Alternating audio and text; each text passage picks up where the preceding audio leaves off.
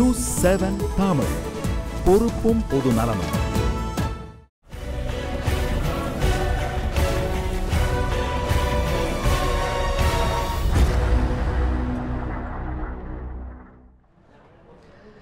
இலங்கை அதிபர் ஸ்ரீசேனாவின் இந்திய வருகை மற்றும் அதனுடைய பின்னணி குறித்து பேசி வருகின்றோம். நம்முடைய அரங்கத்தில் சிறப்பு விருந்தினர்கள் இணைந்திருக்கிறார்கள். இடைவேளைக்கு முன்னர் 2 முக்கியமான விஷயங்கள் முன்வைக்கப்பட்டது. முதல் விஷயத்தை பொறுத்தவரை உள்நாட்டு விசாரணை நடைபெறுவதற்கு அனுமதி அளிக்க வேண்டும் என்ற கருத்து முராரி ஐயா அவர்களால் முன்வைக்கப்பட்டது. இதற்கு உங்களுடைய பதில் என்ன? அதே போல பெர்னார்டி சாமி ஐயா மிக முக்கியமான ஒரு கருத்தை முன்வைத்தார். தற்போது புதிய அரசு அமைந்திருக்கின்றது, அந்த அரசிற்கு போதுமான கால அவகாசம் கொடுக்க வேண்டும் என்ற ஒரு கருத்தை முன்வைத்தார். இவை இரண்டிற்கும் உங்களுடைய பதில்? முதலாவது முராரி ஐயா சொன்ன மாதிரி உள்நாட்டு விசாரணை அப்படின்னு பார்த்தா நமக்கு நீண்ட காலமாக இருக்குது. நம்ம வந்து 1948 இலங்கை சுதந்திரம் அடைந்த காலத்திலிருந்து நடந்த 1956 முதல் கலவரம் நடக்குது. இலங்கையில் வந்து முதல் இனக்கலவரம் நடக்குது. அந்த இனக்கலவரத்துக்கு இலங்கை அரசாங்கம் உள்நாட்டு விசாரணை அறிவித்தது. அதுக்கு பிறகு 78 கலவரம் நடந்தது. ஜே.ஆர். ஜெயவர்தனா பதவியேற்றதுக்கு பிறகு ஒரு 4 மாதங்களில் கலவரம் வந்தது. அந்த கலவரத்தில் முதலாக கொழும்பிலிருந்து மக்களை வந்து தமிழர்களை வடக்குக்கும் கிழக்குக்கும் வெளியே அனுப்பி வைத்தார்கள். அதற்கு விசாரணை கமிஷன் போட்டாங்க. அதுக்கப்புறம் 81 யாழ்ப்பாண நூலகம் எரித்த போது ஒரு பெரிய விசாரணை கமிஷன் நடந்தது. அந்த விசாரணை கமிஷனுக்கு ஒரு போலீஸ் அதிகாரியை தலைமையாக போட்டார்கள். அந்த போலீஸ் அதிகாரி ஒரு தமிழராக இருந்தார். ஒரு டிஐஜி சுந்தர் என்பவர் தலைமையில் ஒரு சுந்தர் விசாரணை கமிஷன் நடந்தது. இதற்கு பிறகு சன்சோனிக் கமிஷனுடைய ஒரு அறிக்கை வெளியானது. இந்த அறிக்கைகள் எல்லாம் 83 கலவரம் நடந்தது தொடர்ச்சியாக. இதுக்கு அண்மையில் வந்து நீங்கள் சந்திரிகா ஆட்சிக்கு வந்தபோது பிரேமதாசா காலத்தில் தான் முதல் அந்த ஒயிட் வேன்ஸ் காணாமல் போதல் ஆரம்பித்தது. ஒயிட் வேன்ஸ் வந்து பிரேமதாசா காலத்தில் 90களில். அதற்கு சந்திரிகா வந்து என்ன பண்ணாங்கன்னா ஒரு விசாரணை கமிஷன் போட்டாங்க. அந்த அறிக்கை என்னன்னு தெரியல. அதாவது இதுவரை நடைபெற்ற கலவரங்கள் தொடர்பாக அமைக்கப்பட்ட உள்நாட்டு விசாரணை குழு எது போன்றது ஒரு எந்த அறிக்கைகளும் அந்த அறிக்கைகளில் முன்மொழிந்த விஷயங்களும் அதாவது அந்த அறிக்கைகளுக்கான எந்த ஃபாலோ அப் எதுவுமே நடக்கல. இதுவரை ஒருவர் கூட தண்டிக்கப்படவில்லை. அதற்கு பிறகு எல்எல்ஆர்சி நீங்க பாத்தீங்கன்னா எல்எல்ஆர்சி வந்து இது எல்லாத்தையுமே குறிப்பிடுது. 83 கலவரத்தையும் குறிப்பிடுது. அதாவது அதில் விடுதலை புலிகள், பல்வேறு தமிழ் இயக்கங்கள், போராட்ட இயக்கங்கள், இவர்கள் செய்த குற்றங்கள், இலங்கை அரசாங்கம் செய்த குற்றங்கள், எல்லா குற்றங்களையுமே அது விசாரித்து ஒரு அறிக்கை வெளியிட்டார்கள். எல்எல்ஆர்சியினுடைய அறிக்கைகளை அமல்படுத்துவதற்கு ராஜபக்சே சொன்னார். ஆனால் எதையுமே அமல்படுத்தவில்லை இதுவரை காலம். இப்பொழுது இப்போ ரெண்டையும் இணைச்சி ரெண்டுடைய கேள்வி பதில்களையும் இணைத்து பேசுகிறேன். இப்போ 100 நாள் வேலை திட்டத்தில் ஏன் எல்எல்ஆர்சியை அமல்படுத்தும் அப்படின்றத இவங்க முன்வைக்கல. ஏற்கனவே வந்து ஒன்று முடிவாக இருக்கிற விஷயம். இதுக்கு நீங்கள் புதுசாக வந்து மைத்ரிபால சிறிசேனா தான் விசாரணை கமிஷன் போட்டு விசாரிக்கின்ற அவசியமே கிடையாது. எல்எல்ஆர்சி வைத்ததைத்தான் கடந்த முறை நடந்த மனித உரிமை பேரவை மாநாட்டிலே அமெரிக்கா கொண்டு வந்த தீர்மானத்திலே மிக முக்கியமாக எல்எல்ஆர்சியினுடைய அறிக்கையை நடைமுறைப்படுத்துங்கள் சொன்னார்கள். அது ஏன் 100 நாள் வேலை திட்டத்தில் வரவில்லை? ஒரு நாட்டினுடைய தலையாய பிரச்சனை என்ன? இணை பிரச்சனை என்பதுதான், தமிழர்களுடைய பிரச்சனை என்பதுதான் தலையாய பிரச்சனையாக இன்னமும் இலங்கையில் இருந்து கொண்டு இதை வைத்துக் கொண்டுதான் 2 சிங்கள அரசாங்கங்களும் மாறி மாறி ஆட்சிக்கு வந்து கொண்டிருக்கிறேன். அப்போ 100 நாள் வேலை திட்டத்திலே எல்எல்ஆர்சியை அமல்படுத்துவோம் என்று இவர்கள் குறிப்பிடவில்லை.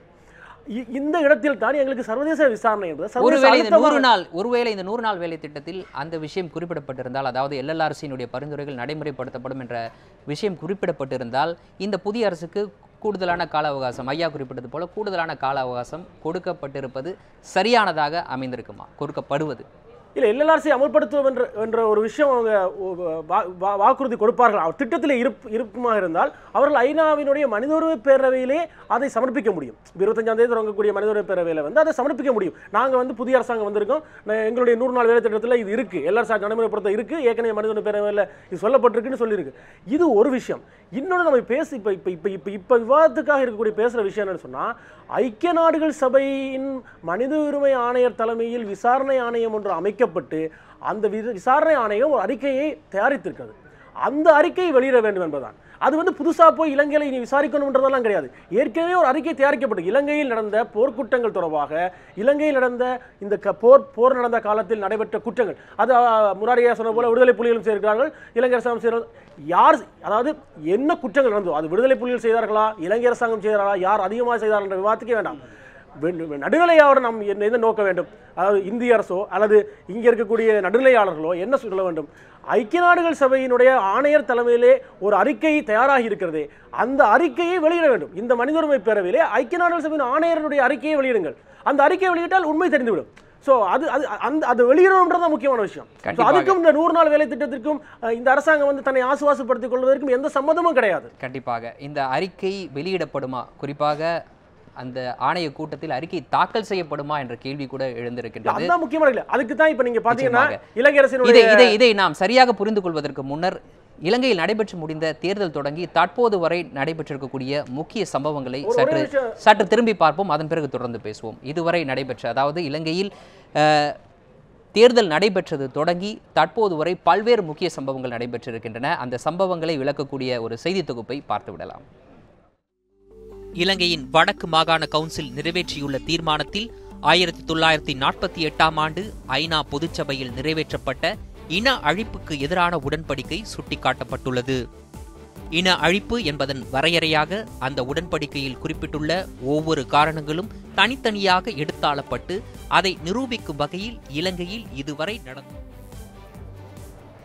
அதாவது இலங்கையில் ஜனவரி 8ஆம் தேதி நடைபெற்ற அந்த தேர்தல் தொடங்கி தற்போது வரை பல்வேறு மிக முக்கியமான சம்பவங்கள் நடைபெற்றிருக்கின்றன. அதை விளக்கக்கூடிய ஒரு செய்தி தொகுப்பை பார்க்கலாம். ராஜபக்சேவை எதிர்க்கும் அளவிற்கு செல்வாக்கு பெற்ற வேட்பாளரே கிடையாது என்ற சூழல் நிலவி வந்த நிலையில் ஆட்சி காலம் முடிவடைவதற்கு 2 ஆண்டுகளுக்கு முன்னரே தேர்தலை நடத்த ராஜபக்சே உத்தரவிட்டார். தேர்தல் அறிவிப்பிற்கு பிறகு ராஜபக்சேவின் இலங்கை சுதந்திர கட்சியின் பொதுச் செயலாளர் மைத்ரிபால சிறிசேனா கட்சியிலிருந்து திடீரென விலகினார். அதிபர் ராஜபக்சே மீது பல்வேறு குற்றச்சாட்டுகளை முன்வைத்த அவர் தேர்தலில் ராஜபக்சேவிற்கு எதிராக போட்டியிடப் போவதாக அறிவித்தார். அந்த அறிவிப்பு வெளியானவுடன் பிரதான எதிர்க்கட்சி தலைவர் ரணில் விக்ரமசிங்கே, முன்னாள் அதிபர் சந்திரிக குமாரதுங்கா ஆகியோருடன் தமிழ் தேசிய கூட்டமைப்பும் அவருக்கு ஆதரவு அளித்தனர். சில தினங்கள் முன்பு வரை எதிர்த்து போட்டியிட பலமான வேட்பாளர் யாரும் இல்லாதிருந்த நிலையில் ஏறக்குறைய 35 அமைப்புகளின் ஆதரவுடன் பொது வேட்பாளராக நிறுத்தப்பட்ட ஸ்ரீசேனாவை எதிர்த்து தேர்தலில் ராஜபக்சே களம் காண வேண்டிய கட்டாயம் ஏற்பட்டது. ஜனவரி 8ஆம் தேதி தேர்தல் நடைபெற்றது. வாக்குப்பதிவு முடிவுற்றவுடன் உடனடியாக வாக்குகள் எண்ணப்பட்டு தேர்தல் முடிவுகள் வெளிவரத் தொடங்கின. ராஜபக்சேவுக்கு எதிராக முடிவுகள் வெளியாக தொடங்கியதை அடுத்து அதிபர் மாளிகையிலிருந்து அவர் வெளியேறினார். முடிவுகள் முழுமையாக வெளியாவதற்கு முன்னரே இந்திய பிரதமர் நரேந்திர மோடி ஸ்ரீசேனாவுக்கு வாழ்த்துக்கள் தெரிவித்தார். சுமார் 52% வாக்குகளை பெற்று வெற்றி பெற்ற ஸ்ரீசேனா இலங்கையின் அதிபராக பொறுப்பேற்றுக் கொண்டார். புதிய அரசு பொறுப்பேற்றவுடன் முன்னாள் அதிபர் ராஜபக்சே மீது பல்வேறு குற்றச்சாட்டுகள் முன்வைக்கப்பட்டன. இதுகுறித்து இலங்கை மக்களுக்கு ராஜபக்சே எழுதிய கடிதத்தில் தன் மீது வைக்கப்பட்ட குற்றச்சாட்டுகளை மறுத்ததுடன் சீன அரசின் உதவியுடன் செயல்படுத்தப்பட்ட திட்டங்களை மட்டும் புதிய அரசு குறிவைத்து விசாரணை நடத்துவதாகவும் தெரிவித்திருந்தார். இலங்கையில் புதிய அரசு அமைந்துள்ள சூழ்நிலையில் ஐநா மனித உரிமை கவுன்சிலில் இலங்கைக்கு எதிரான நிலைப்பாட்டை அமெரிக்கா தொடருமா என்ற கேள்வி ஒருபுறம் எழத் தொடங்கியது. இதன் பிறகு மனித உரிமை கவுன்சில் கூட்டம் தொடங்குவதற்கு சில வாரங்களே உள்ள நிலையில் அமெரிக்கா சென்றுள்ள இலங்கை வெளியுறவுத்துறை அமைச்சர் மங்கள சமரவீரா அந்நாட்டின் வெளியுறவுத்துறை அமைச்சர் ஜான் கெர்ரியை சந்தித்து பேசினார். இந்த சந்திப்பிற்கு பின் செய்தியாளர்களிடம் பேசிய ஜான் கெர்ரி இலங்கையின் புதிய அரசு முன்வைத்துள்ள திட்டங்களை அமெரிக்கா வரவேற்பதாக கூறியுள்ளார். இதன் பிறகு மங்கள சமரவீரா ஐநா பொதுச் செயலாளர் பான் கி மூனையும் சந்தித்து பேசினார். இந்த சந்திப்பில் இறுதி யுத்தம் தொடர்பாக விசாரிப்பதற்காக அமைக்கப்பட்ட ஐநா விசாரணை குழுவின் அறிக்கையை அடுத்த மாதம் நடைபெறவுள்ள மனித உரிமை கவுன்சில் கூட்டத்தில் சமர்ப்பிக்க கூடாது என கேட்டுக்கொண்டதாக கூறப்படுகின்றது. இதற்கிடையில் இலங்கையில் நடைபெற்றது இனப்படுகொலை என்றும் இது தொடர்பாக சர்வதேச விசாரணை நடத்தப்பட வேண்டும் என்றும் வடக்கு மாகாண கவுன்சில் தீர்மானம் நிறைவேற்றியுள்ளது. இந்த தீர்மானம் குறித்து இந்தியா கவலை தெரிவித்துள்ளதாக தகவல்கள் வெளியாகியுள்ள சூழ்நிலையில் இலங்கை அதிபர் ஸ்ரீசேனா தற்போது இந்தியா வந்துள்ளார். ஹசீஃப், நியூஸ் 7 தமிழ். இந்த செய்தி தொகுப்பு எழுப்பக்கூடிய கேள்விகள் பல இருக்கின்றன. இது குறித்து கேட்பதற்கு முன்னர் டெல்லியில் இருக்கக்கூடிய நம்முடைய செய்தியாளர் ஸ்டான்லி அவர்கள் நம்மோடு இணைப்பில் இணைந்திருக்கின்றார். அவரிடம் பேசுவோம். ஸ்டான்லி, இன்றைய தினம் மைத்ரிபால சிறிசேனாவும் பிரதமர் நரேந்திர மோடியும் இணைந்து பத்திரிகையாளர்கள் சந்திப்பை நடத்தினார்களா? அவ்வாறு நடைபெற்றிருக்கக்கூடிய சூழ்நிலையில் அதில் அவர்கள் தெரிவித்த கருத்துக்கள் என்ன? சுருக்கமாக.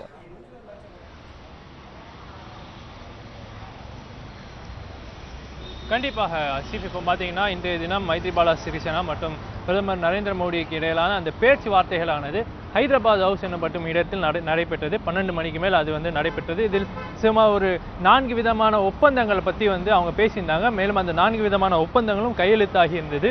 இவை இந்த ஒப்பந்தங்கள் என்னென்னு பார்த்தீங்கன்னா முக்கியமாக அணுசக்தி சார்ந்த ஒரு ஒப்பந்தம், அதுக்கப்புறம் கல்ச்சுரல் கோஆப்ரேஷன், அதாவது கலாச்சாரம் சார்ந்த இரு நாடுகளும் கலாச்சாரங்களில் ஒரு கூட்டுறவு, அதாவது கோஆப்ரேஷன் வச்சுக்கணும் அப்படிங்கிற அது பற்றி ஒரு ஒப்பந்தம். இது மட்டும் இல்லாமல் நலந்தா யூனிவர்சிட்டிக்காக ஒரு மெமரண்டம் ஆஃப் அண்டர்ஸ்டாண்டிங், மேலும் விவசாயத்துறையில் ஆக இந்த ஒரு 4 விதமான ஒப்பந்தங்கள் கையெழுத்தாகியிருந்தன.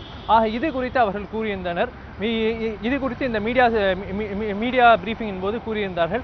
இது மட்டும் இல்லாமல் அவர்கள் இந்த அவர்களுடைய இந்த டிஸ்கஷன்ஸின் போது முக்கியமாக எழுந்த சில விஷயங்கள் என்னவென்றால் மீனவர் பிரச்சனை, அதாவது மீனவர்களுடைய பிரச்சனை இரு நாடுகளுக்கும் மிகவும் முக்கியமாக கருதுவதாக அவர்கள் கூறியிருந்தார்கள். ஆக ஒரு ஹியூமனிட்டர் மனிதத்தன்மை மனிதாபிமானம் சார்ந்து அதை அணுக வேண்டும் என்றும் விரைவில் ஃபிஷர்மேன் அசோசியேஷன்ஸும் இதற்காக பேச்சுவார்த்தை நடத்த வேண்டும் என்றும் கூறியிருந்தார். மேலும் இலங்கையில் இன்டர்னலி டிஸ்பிளேஸ், அதாவது அங்கு வேறு இடங்களுக்கு போயிருக்கக்கூடிய அந்த மக்களுக்கு வீடு கட்டும் பணிகள், அதாவது தற்போது வரை 27,000 வீடுகள் கட்டப்பட்டுள்ளது. ஆக அந்த பணிகள் சிறப்பாக நடந்து வருவதாகவும் பிரதமர் நரேந்திர மோடி அவர்கள் தெரிவித்திருந்தார். மேலும் இலங்கை ஸ்டான்லி, நீங்கள் தெரிவித்த கருத்துக்கள் கிடைக்கப்பட்டன. மிக்க நன்றி. எங்களுடன் தொடர்பில் அங்கு நடைபெற்ற தகவல்களை பகிர்ந்து கொண்டமைக்காக. இதற்கு முன்னர் பார்த்த செய்தி தொகுப்பு, அந்த செய்தி தொகுப்பில் தெரிவிக்கப்பட்டிருக்கக்கூடிய கருத்துக்களின் அடிப்படையில் இந்த கேள்வி எழுகின்றது. ஸ்ரீராமையா, உங்களிடம் இந்த கேள்வி. இந்த முறை ஐநா மனித உரிமை ஆணையத்தில் அமெரிக்காவினுடைய செயல்பாடு எவ்வாறு அமையும் என்று நீங்கள் கருதுகிறீர்கள்? நம்பிக்கை என்ன அப்படின்னா, எல்லா நாடுகளும் நிச்சயமாக நிறைய நம்பிக்கை எல்லோருக்கும் இருக்கிறது, நிறைய எதிர்பார்ப்பு எல்லோருக்கும் இருக்கிறது. இந்த அறிக்கை சமர்ப்பிக்கப்பட வேண்டும், அறிக்கையின் அடிப்படையில் புதிய தீர்மானம் நிறைவேற்றப்பட வேண்டும், சர்வதேச விசாரணை நடத்துவதற்கான ஒரு தீர்மானம் நிறைவேற்றப்பட வேண்டும். இது அனைவருடைய எதிர்பார்ப்பாகவும் கூட இருக்கின்றது. நிச்சயமாக, ஏனென்றால் இதை குறிப்பிடுவதற்கு 2 காரணங்கள் இருக்கின்றது. முதல் காரணத்தை பொறுத்தவரை இலங்கையில் இருக்கக்கூடிய தமிழ் மக்களினுடைய பூர்வீக பகுதியான வடக்கு மாகாண கவுன்சிலில் தீர்மானம் நிறைவேற்றப்பட்டிருக்கின்றது சர்வதேச விசாரணை கோரி. அதே போல இந்தியாவில் தமிழர்கள் அதிகமாக இருக்கக்கூடிய தமிழகத்தில் தமிழக சட்டப்பேரவையில் தீர்மானம் நிறைவேற்றப்பட்டிருக்கின்றது. சர்வதேச விசாரணை வேண்டும், பொது வாக்கெடுப்பு நடத்த வேண்டும் என்பது உட்பட தீர்மானங்கள் நிறைவேற்றப்பட்டிருக்கின்றன. அதன் அடிப்படையில் தான் என்னுடைய கருத்து அமைந்திருந்தது. ஸ்ரீராமையா, உங்களுடைய பதிலை பதிவு செய்யலாம். நீங்க கேட்ட கேள்வி இந்த அறிக்கையில அமெரிக்கா அரசாங்கமோ இல்லை இந்திய அரசாங்கத்தோட ஒத்துழைப்பு இருக்குமா, இந்த வாட்டியும் அவங்க அந்த ப்ரெஷர் கொடுப்பாங்களா அப்படின்னு நீங்க கேட்டீங்க. இப்போ நீங்கள் கடந்த 2-3 வருஷமாக பார்த்தீங்கன்னா அந்த ஒரு விஷயத்தினால தான், அதாவது எல்லா நாடுகளும் சேர்ந்து அந்த அழுத்தத்தை கொடுத்ததுனால தான் இப்போ நம்ம என்ன நடக்குதோ அதை நம்ம பார்த்துட்டு இருக்கோம்.